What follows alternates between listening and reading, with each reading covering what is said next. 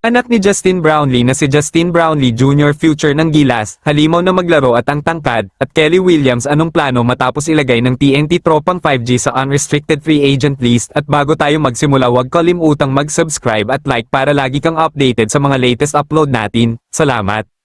Justin Brownlee Jr. future local Gilas player nga ba at pwedeng maglaro sa Gilas? Anak ni Justin Brownlee na si Justin Brownlee Jr. ay kamakailan lang ay nakita sa practice ng Barangay Ginebra San Miguel at maraming nagulat sa tangkad nito. Nakita din na naglaro si Justin Brownlee Jr. sa isang exhibition game kasama ang anak ni Joe Deviance at kitang-kita na sa edad ni Justin Brownlee Jr. na 13 years old ay kitang-kita ang laki nito at ang kalakasan nito maglaro, kaya maraming usap-usapan na maaaring maging future ng Philippine basketball ang anak ng greatest import of all time na si Justin Brownlee Jr. dahil sa skills nito sa paglalaro at sa tangkad nito na sa edad niya. Kung mangyayari nga na makapaglaro ito para sa Gilas Pilipinas at sa Barangay Ginebra San Miguel in the future, magiging maganda ito dahil magkakaroon tayo ng isa sa mga future stars ng liga sa katauhan ni Justin Brownlee Jr. Si Justin Brownlee Jr. din ay may taas na 6'5" na ngayon at maaari pa itong tumangkad at kung magpatuloy man ang pagtangkad nito ay baka maging 7-footer ito na. Kung kayo ang tatanungin mga ka-Lloyd Sports Zone, anong masasabi nyo sa anak ng Ginebra greatest import of all time? Comment na.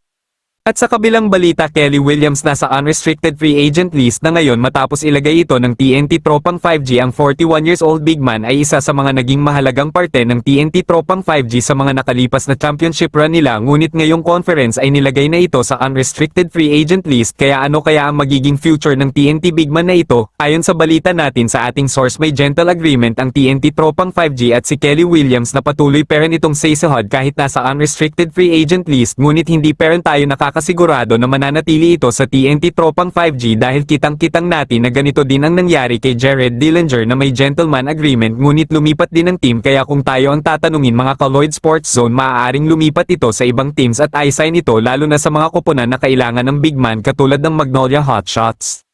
Bago matapos ang ating video, huwag kalimutang mag-subscribe at like para lagi kang updated sa mga latest upload natin. Salamat!